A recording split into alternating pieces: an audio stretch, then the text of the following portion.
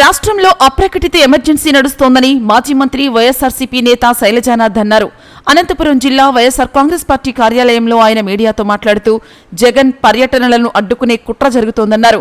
YS Jagan Sattenapalli వెళ్తే చంద్రబాబు సర్కార్కు ఉన్న ఇబ్బందులేంటి అంటూ ఆయన ప్రశ్నించారు. బాధిత కుటుంబాన్ని పరామర్శించే హక్కు వైఎస్ జగన్ కు ఉందన్నారు. స్వచ్ఛందంగా తరలివచ్చే ప్రజలను నియంత్రించాల్సిన బాధ్యత మీదేనన్నారు. పొదిలిలో వైఎస్ జగన్ కు వచ్చిన జనస్పందన చూసి టీడీపీ ప్రభుత్వం భయపడిపోతోంది. చంద్రబాబు సర్కార్ బ్రిటిష్ చట్టాలను అమలు చేసి వైఎస్ఆర్సీపీని అణిచివేయాలని చూస్తోందని, 30 యాక్ట్ పేరుతో వైఎస్ఆర్సీపీ నేతల పర్యటనలను పోలీసులు అడ్డుకోవడం దుర్మార్గమన్నారు. శాంతియుత నిరసనలు, సమావేశాలకు భారత రాజ్యాంగం అనుమతి ఇచ్చిందని, కేసులు పెడతాం, పెట్టిస్తామంటూ పోలీసులు బెదిరించడం రాజ్యాంగ స్ఫూర్తికి విరుద్ధం అని శైలజానాథ్ అన్నారు. ఇప్పుడే పాపం మా నాయకుడు జగన్మోహన్ రెడ్డి గారు, జననాయకుడు జగన్మోహన్ రెడ్డి గారు రేపు సత్తెనపల్లి గ్రామానికి వెళ్తామని చెప్పారు. అక్కడ ఒక కార్యకర్త అమానుషంగా అసలుకి బాధలతో చనిపోయాడు. అక్కడ అతని విగ్రహావిష్కరణకి మీరు 10 బండ్లు పోండి, పోయే బైకుల నంబర్లన్నీ ఇవ్వండి, 100 మందికి ఒక మనిషి పేరు ఇవ్వండి. ఈరోజే కొత్తగా ఉద్యోగాలు చేస్తున్నామా గౌరవ డీజీపీ గారు? ఎన్ని సభలు సమావేశాలు జరిగాయి. రేపు విశాఖపట్నంలో అది యోగా డే జరగబోతూ ఉంది. 5 లక్షల మందిని అక్కడ మీరు యోగా డేలో కూర్చోబెట్టబోతూ ఉన్నారు. మరి 100 మందికి ఒక్కొక్క పేరు ఏమైనా తీసుకున్నారో కూడా చెప్పాలా. 5 లక్షల మంది కదా. అట్లాగే ఎవరు ఏ కారులో వస్తారో, ఏ నాయకుడు ఏ కారులో వస్తాడో, ఆ డ్రైవర్ ఎవరో, వాళ్ళ ఫోన్ నంబర్లు, వాళ్ళ ఆధార్ కార్డులు కూడా ఇవ్వాలా. చాలాసార్లు చెప్తాం కదా, చట్టం ముందు అందరూ సమానమే. ఇప్పుడు కనపడడం లేదు. ప్రజలేమో అసమానమేమో అని భావిస్తూ ఉన్నారు. ఆఖరికి ఒక్కొక్కరికి ఒక్కొక్క రూల్ ఉందేమో అని. పాపం నిన్న కుప్పంలో అప్పుంటే చెట్టుకు కట్టేశారు. అప్పుంటే చెట్టుకు కట్టేసే పరిస్థితి చూస్తూ ఉన్నాం. చూడమేంది, కట్టేశారు, ఫోటోలు వచ్చాయి. నా కాళ్ళు రాడ్లు ఉన్నాయి, కొయ్యో మొరో నడిస్తే కూడా కాళ్ళు డొక్కి పట్టి మరి కాళ్ళ మీద తన్నిన పరిస్థితి మనం చూసాం. పొదిల్లో మా నాయకుడి పోతే అశేషమైన ప్రజలు వస్తే చివరికి వైఎస్ఆర్సీపీ పార్టీ ప్రోగ్రాంకి వైఎస్ఆర్సీపీ కార్యకర్తలపైనే కేసు పెట్టే పరిస్థితి చూస్తూ ఉన్నాం. ఒక్కడే పోతే అక్కడికి వచ్చే జనాలను ఎవరు కంట్రోల్ చేయాలా? అక్కడికి వచ్చిన ప్రజల్ని, ప్రజాస్వామ్యబద్ధంగా వ్యవహరించే సామాన్య ప్రజల్ని వాళ్ళకి ఇబ్బంది లేకుండా వాళ్ళ నాయకుడు చూసుకునే అవకాశాన్ని ఎవరు కల్పించాలి? ఈ ప్రభుత్వమే కల్పించాలి. వాళ్ళే బాధ్యత తీసుకోవాలి. ఆ బాధ్యత తీసుకునేందుకోసమే కదా మనమంతా పబ్లిక్ సర్వెంట్స్గా ఇక్కడ ఉన్నది. మనం ఇంకో మాట చెప్పాలనుకుంటా ఉన్నా, 30 యాక్ట్ అమల్లో ఉందని ప్రజలకు ఎట్లా తెలుస్తుంది? అంటే అది కంటిన్యూస్గా 1861 నుంచి ఇంకా వచ్చే 1000 ఏళ్ళు అట్లా కంటిన్యూస్గా ప్రతిరోజు, ప్రతి నిమిషం, ప్రతి సెకండ్ అమల్లో ఉంటుంది ఈ సమాజంలో. నాకు తెలిసి ఎంఆర్ఓ గారు ఇష్యూ చేయాలి దాన్ని. పోలీస్ యాక్ట్ 30 ఎంఆర్ఓ గారు అంటే ఆయనకున్న ఆ ఎగ్జిక్యూటివ్ మెజిస్ట్రేట్ పవర్స్తో దాన్ని వేయాలి, ప్రజలకు చెప్పాలి, టామ్ వేయించాలి. దానికి పెద్ద ప్రొసీజర్ ఉంది.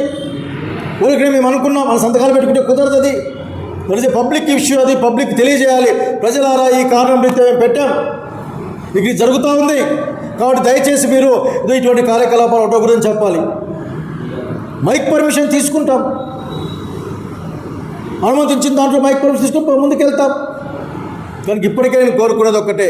నేను నిజంగా నాకు ఆశ్చర్యం వేసింది. నాకు ఇన్ని సంవత్సరాలు డాక్టర్గా నాకు జన విజ్ఞానంలో పనిచేసినప్పుడు, అప్పుడు సల్కం చెరువుకి కానీ ఆకులేడుకి కానీ మేము పాదయాత్రలు పోయినప్పుడు కూడా మాకెవరు పర్మిషన్ అడిగిన కారణం పోలే. ఒక కారణం, దళితులు ఇబ్బంది పడ్డారు, నడుచుకొని పోయి ఊర్లోకి పోయి వచ్చారు. ఈరోజు మీరు జగన్మోహన్ రెడ్డి గారిని కొన్ని పనులు రమ్మన్నారు. రేపు అశేషమైన జనాలు వస్తారు, వాళ్ళని ఎవరు పిలవరు. వాళ్ళే అక్కడ నాయకుడి పైన ప్రేమ కొద్దీ, లేక ఈ కూటమి ప్రభుత్వం పైన వ్యతిరేకత కొద్దీ కొన్ని వేల మంది జనాలు వస్తారు. వాళ్ళు నియంత్రించుకోవాల్సింది మీరు కదా, పద్ధతి ప్రకారం పెట్టుకోవాల్సింది మీరు కదా, వచ్చే వాళ్ళకి బాధ్యత వహించాల్సింది మీరు.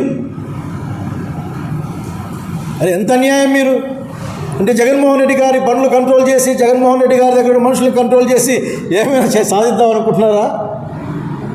వదిలి మీకు చాలా భయాన్ని క్రియేట్ చేసినట్లుంది. వచ్చే కాలం అంతా అప్రహతిఘాతంగా జగన్మోహన్ రెడ్డి యొక్క పురోగమనమే ఉంటుంది తప్ప మీరు ఎన్ని అడ్డంకులు కల్పించినా సరే ఆఖరికి ప్రజలు దాన్ని ఒప్పుకోని విషయాన్ని గుర్తు చేస్తూ ఉన్నాం. కానిస్టేబుల్ చెవిరెడ్డి భాస్కర్ రెడ్డి ఆపై డీజీపీకి ఉత్తరం రాశాడు, అయ్యా వీళ్ళను నన్ను హింసిస్తున్నారు, భయపడిస్తున్నారు, కొడుతున్నారు, తప్పుడు స్టేట్మెంట్ ఇమ్మంటా ఉన్నారు, నేను నాకు ఉద్యోగం లేకపోయినా పర్వాలేదు, నేను ఆ మీటింగ్కి పోలేనయ్యా అని ఆయన లెటర్ రాశారు. అంటే ఏం జరుగుతూ ఉంది? డీజీపీ గారు 30 యాక్ట్ అమలు అవుతుందంటే మాకు తెలియాలి.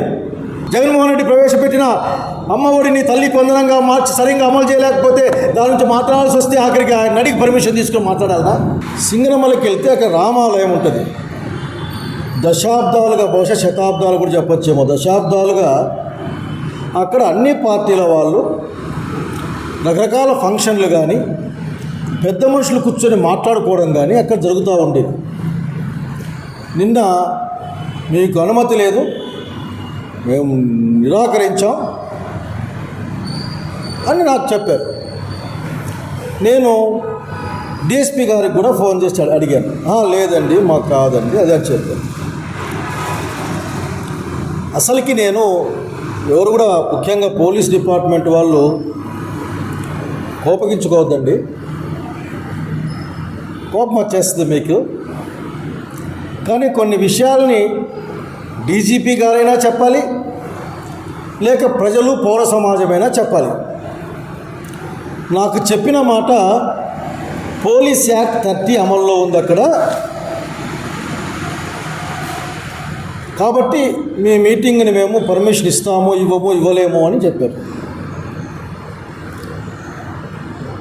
సిస్టంలో ఎట్లా ఉంటుంది? డీజీపీ గారు, మళ్ళా ఐజీ గారు, మళ్ళీ ఎస్పీలు, డిఎస్పీలు, సిఐలు, ఎస్ఐ గారులు, హెడ్ కానిస్టేబుల్, ఇంకా హోమ్ గార్డులు ఉంటారు అనుకోండి పాపం. ఇది సిస్టమ్. ఇది నేను ఒక్కసారి మిమ్మల్ని కోరుతా ఉన్నా, మళ్ళీ మీకు కోపం రాకూడదు. పోలీస్ డిపార్ట్మెంట్ వాళ్ళకి మీకు కోపం వస్తుంది. మీకు ఒకసారి 30 యాక్ట్ ఏం చెప్తుందో చూడమని నేను కోరుకుంటా ఉన్నా. పోలీస్ యాక్ట్ 30 అనేది రెగ్యులరైజేషన్ చేయడానికి ఉపయోగించిన చట్టమే కానీ నిషేధాలని అమలు చేయడానికి ఉపయోగించిన చట్టం కాదన్న సంగతి ప్రపంచమంతా తెలుసు. బహుశా మీరు మర్చిపోయారేమో నాకు అనుమానంగా ఉంది. ఆర్టికల్ 19A, 19(1)B శాంతియుతంగా సమావేశం అయ్యే హక్కు భారత రాజ్యాంగం చెప్పింది. అది కూడా ఆయుధాలు లేకుండా శాంతియుతంగా సమావేశం నిర్వహించే హక్కు కలిగి ఉన్నాం.